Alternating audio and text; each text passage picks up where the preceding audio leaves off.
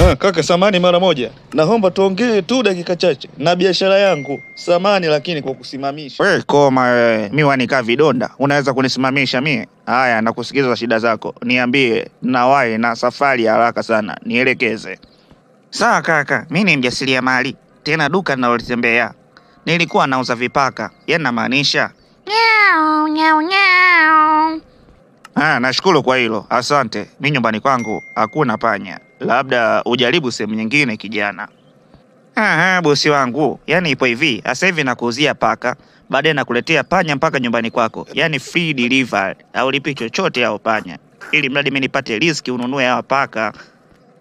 Sawa. Mimi siwezi kunyimia riziki yako. Sawa. Wewe nisubiri hapa dakika 5 tu. Mimi naenda kwa wakala, nikatoe pesa, nije nikuchukue.